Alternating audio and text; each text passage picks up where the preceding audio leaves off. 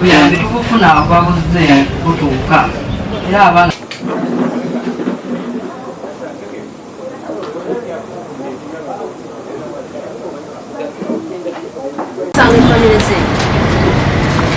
kusaba mwami Museveni atunule mu baana baffe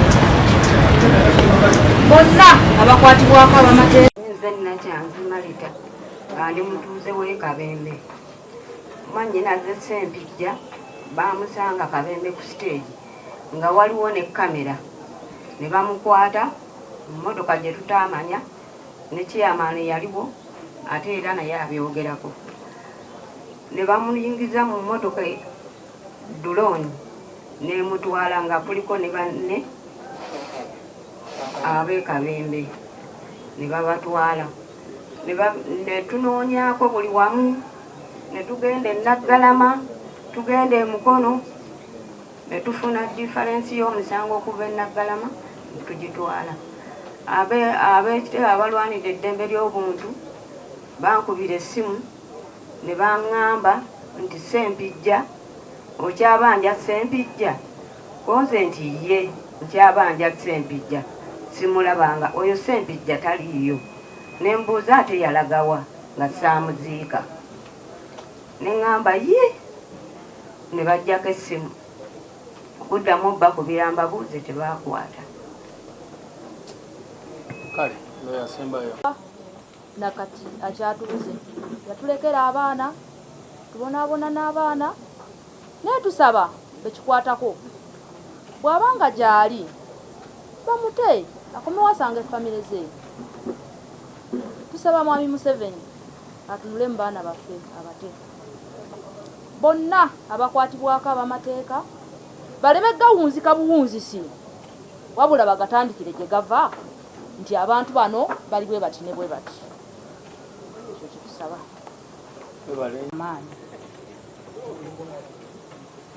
amanya Nanyonjo Oliver mutabani wange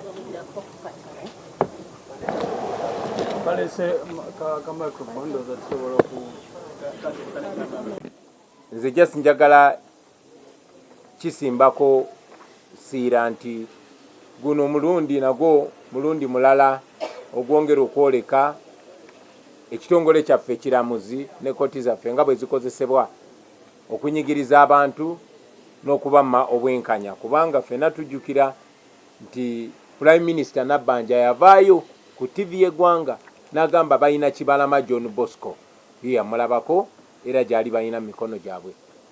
Abantu bene basuubira nti obaolyawo bwe baba bamuyina nga yazza omusango nga bwe bagamba nti yazza omusango nti yali muyeekera bamuleete bamusimbe mu mbuga z'amateeka awere ennembe n'emisango naye Nabbanja ne gavumenti gyakolera baagaana okuleeta Kibalama newankubadde bamuyina tukimanyi nti bamulina era Nabbanja yavaayo n'agamba Kibalama John Bosco bamuyina kati emyaka egisukamu 5 Kibalama baganye omuleeta mu kooti.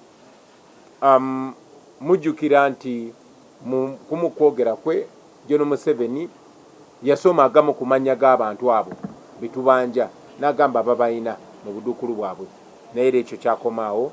Mujjukira nti minisita we Jeje Odongo naye waliwo liisi gye yaleeta ng'eriko amannya g'abantu abo betubanja naye era nakyo kyakomaawo.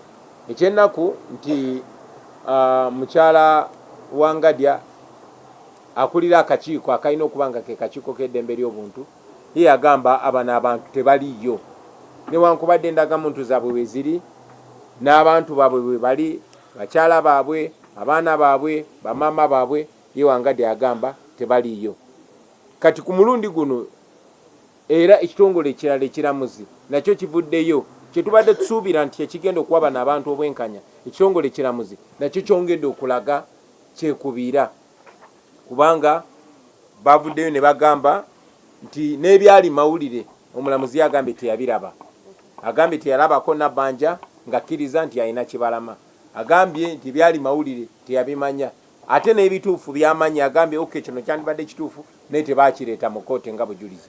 So ekyo kigenda mu maaso okutulaga nti ne zino ekkooti zikozesebwa okuuma abantu obwenkanya.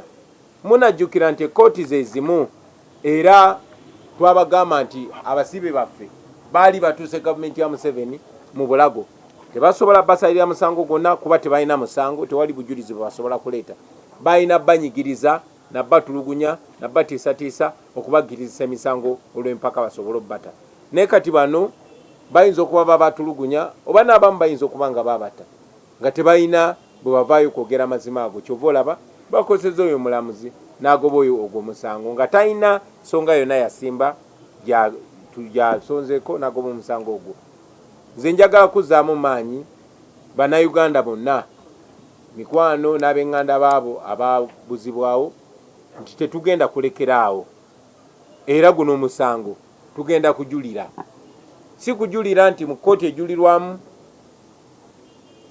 tusuubirayo bwenkanya kuba ekkooti zonna Museveni azifuga era azikozesa nga bw'ayagala, naye okusindiikiriza amazima kuba tumanya amazima gatuuka ne gabatuusa ku kisenge. Mujjukira omwana omu gwe baakuba essasi maama we n'alemerako, basooka kwegaana ne bagezaako bivuvunga ne bagezaako bibuzaabuza, bagenda okulaba tebalina kyakkola ne bakkiriza omusango, naye omukyala ne bamuwaayo obusente obutonotono ne bamugamba asirike.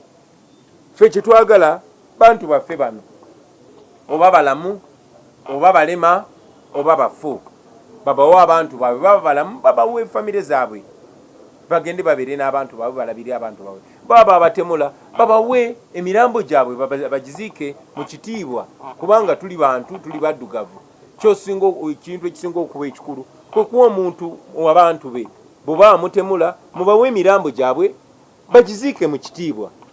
Ate baba balamu nga mubalinako omusango mubatwale mu kkooti mubawozese, oba tebaba tebalina musango mubate.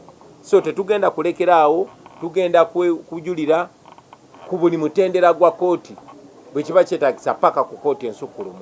Ate si wano wokka mu Uganda, naye tugenda kujulira wano mu Uganda n'okunoonya answers zonna nga kwe kuli n'okwetolola ensi ezitwetolodde ebweru w'eggwanga. Mpozi njagala n'okwongera okusaba abaffe obutagwamu ssuubi. Essuubi kye kyokka ke kaguwa kokka kwe tukutte ku bantu baffe bano yonna gye bali, ekibabeezaawo nga bassa, ekibabeezaawo nga basuubira olunaku oluddako ze famire zaabwe naffe mikwano gyabwe obutagwamu ssuubi. So banange temugwamu ssuubi, naffe tetujja kugwamu ssuubi. Museveni twagala bantu baffe, tetugenda kulekeraawo babanja. Mwebale nnyo mwebale nnyo. Twatwala omusango mu kkooti y'ensi yonna era ng'eno y'emu ku nsonga enkulu, era omusango ogwo gukyaliyo mu kkooti y'ensi yonna. Naye tetukoma ku kkooti y'ensi yonna yokka, International Criminal Court, naye n'ebitongole byonna okwetoola ensi yonna ebirwanirira eddembe ery'obuntu, kuba eno nsonga ya ddembe ly'abuntu. Babuzibwawo gavumenti ya Mwami Museveni, era nga abantu mbasome amanya gaabwe: Kibalama John Bosco, Damulira John, Wangolo Shafik, Lukwago Martin, Semudu Michael, Musisi Mbowa, Almonso Vincent, Zimula Dennis, Kanata Muhammad, Kasumba George, Mbabazi Moses, Sempija Yuda, Mugumya Arafat, Kiria Peter, Luwemba Mustafa, Mubiru Hassan, Sesaz Isma ne Kisembo Godfrey. Bano abantu babuzibwawo, abamu babuzibwawo mu 2019 nga John Bosco Kibalama gwe babuzaawo ku lunaku lw'amataazi, ku lunaku lw'abajulizi. Abalala ne babuzaawo mu mwaka gwa 2020, abalala ne babuzaawo mu mwaka gwa 2021.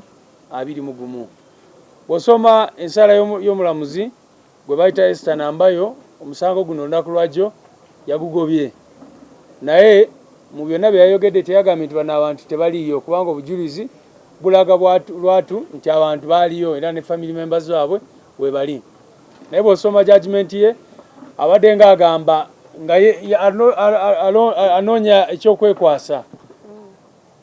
For example, yagambye nti ye video eyanabbanja we yagambira nti Kibalama bamuyina, agamba ye tagirabanga, teyagiraba. Kati ensi yonna eyo video egimanyi, naye n'agamba teyagiraba.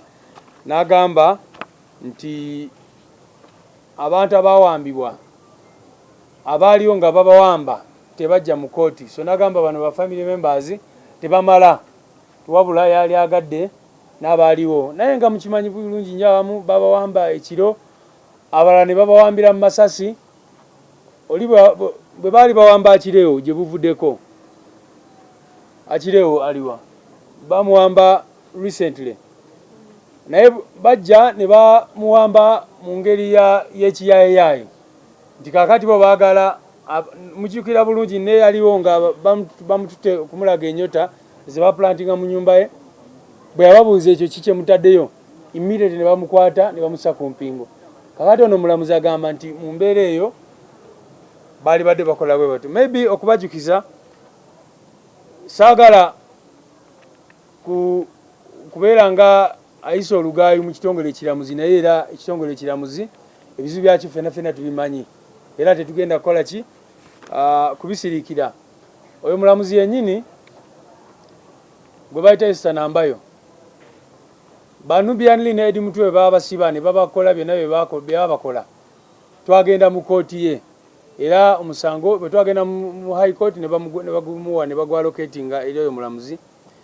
Mu byayogera yagamba nti bano banubiani ne ba Edi Mutwe n'abalala be baali nabo tetwaleeta medical evidence, tetwaleeta baluwa y'omusawo. Jjukira bano abantu baali kitalya mu kiseera ekyo, naye n'agamba muleete ebbaluwa z'abasawo eziraga nti baba tokyalinze. Kaakati ekyo kye tuyita technicalities, nti osobola otya ogamba nti omuntu ali mu kkomera n'okimanya bulungi nti bamuleeta mu kkooti nga bannamateeka be tebaliyo n'ebirala byonna byonna, naye n'ogamba muleete obujulizi nti bamutokyalinga, ate obujulizi bweneetaaga bw'abasawo. Ate ng'okimanyi nti ono omuntu ali mu kkomera awatakkirizibwa abasawo bali private. Kakati ne bosoma guno omusango bw'ati bw'ayogedde, naye kansabe munnamateeka w'abano abantu babanga tetulina access nga bakulembeze nga bannamateeka okuba tutuuka mu bifo ebyo. Information tufunye nnyingi nnyo ne ku bano be tukiikidde mu makooti nga bavayo abasooka okuteekebwa mu bifo ebya safe houses. So ffe tusuubira nti kooti yandibadde eggula amaaso gaayo nti ekikwamba abantu kyo tekikyali kyakugamba nti oleeta bujulizi, kubanga kyo kati kimanyiddwa nti kyafuuka kya buli lunaku wano mu Uganda. Ekyokubiri nti waliwo safe houses abantu gye bawambibwa ne batulugunyizibwa nga n'akakiiko k'eddembe ly'omuntu tekakkirizibwa kugendayo, nga ababaka palamenti bakkirizibwa kugendayo, nga ne Human Rights Committee ya palamenti tekkirizibwa kukola ki, tekkirizibwa kubeera ng'egendayo. So ebifo ebyo bya safe houses bangi abantu tufunye information nti battiddwa nga bali eyo, then ate abalala ne babanga bafulumye balina ebisabo.